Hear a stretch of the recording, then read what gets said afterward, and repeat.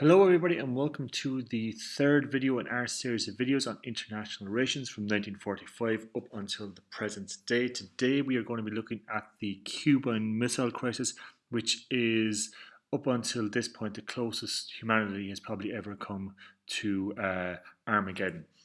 As always, we begin our presentation with our learning outcomes. So by the end of this presentation, you guys should know 2 incidents that led to the crisis in Cuba.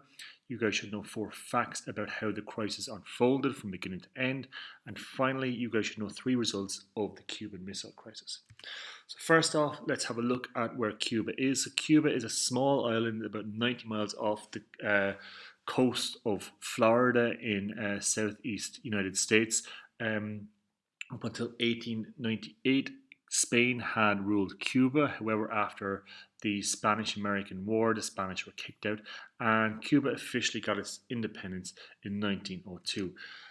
While it did get its official independence, American involvement was quite heavy in the country at the time. US businesses controlled much of Cuba and had a US military base in the island, which still holds to this day. You might know it, Guantanamo Bay. The US, they even backed a brutal dictator known as Batista after World War II. And this was fitting in with their policy of containment, where they would rather have a dictator in charge than someone who was communist. Remember, they were trying to contain communism.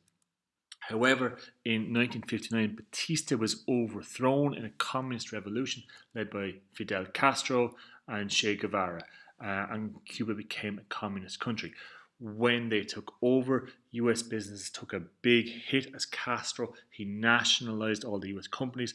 That means that they now belonged to all the companies that operated in Cuba now belonged to the government of Cuba.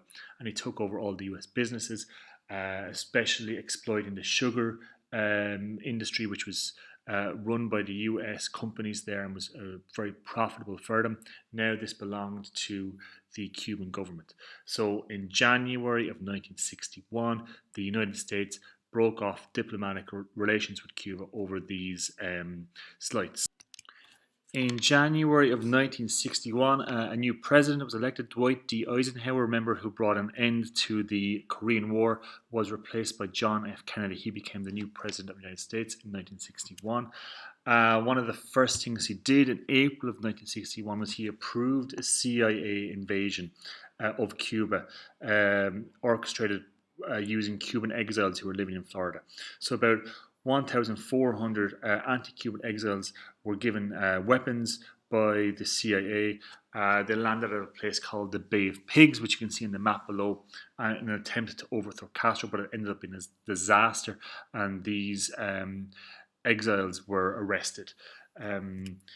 This pushed Cuba closer to the USSR.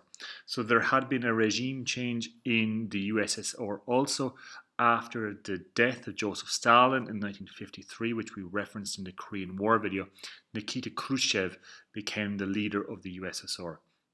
And he had decided to support Castro and the Cubans. And by autumn of 1962, so that's a year and a half, nearly after the Bay of Pigs, Cuba had received thousands of USSR missiles, jets, boats, personnel, and army equipment. So why did Khrushchev decide to help Cuba? First of all, it was to help a fellow communist state, which was important in trying to spread international communism. Second, they wanted to get a launch base for their intercontinental missiles to be able to attack the United States should a war kick off as tensions continued to heighten. Third thing was they wanted to test the strength of the new US President, John F. Kennedy. Kennedy was young. He was seen as someone who could be bullied and exploited by Khrushchev. So they wanted to test how strong he was. And another reason was Khrushchev wanted to force JFK to bargain over US missiles in Europe. Specifically, the United States had missiles in Turkey. On the 14th of October 1962, a U-2 spy plane went on a reconnaissance flight over Cuba and it spotted sites installing nuclear missiles. So these would have been the pictures that were taken at a site called San Cristobal in Cuba, and these then were given to John F. Kennedy 2 days later. The president, once they were verified as being real, so on the 16th of October, Kennedy was notified about the missile bases, and for 6 days they sat on this information and they had secret deliberations on what they should do. So between the 16th and the 22nd of October, they were trying to figure out what they should do. There were 6 options kind of open to them. The first one was an airstrike on the base. The second thing was to do nothing, try to ignore it, and just really give in. The third thing was to negotiate the removal of these bases immediately. However, the USSR was denying these things existed. The fourth option was a military blockade, which was to stop any future missiles coming in. A fifth option was an invasion, and the sixth option was the worst of all, and to use their nuclear weapons. Kennedy decided on option 4, a military blockade. So on October 26, Kennedy, he went on TV and he told the United States nation about the missile sites, the danger to the country, and his plan for a blockade and quarantine around the island of Cuba as a way to stop more missiles coming in. Negotiations continued, but tensions began to really heighten at this point. So on October 26, the Soviets came forward and said that if we withdraw the missiles, will the US promise not to invade Cuba and lift the blockade?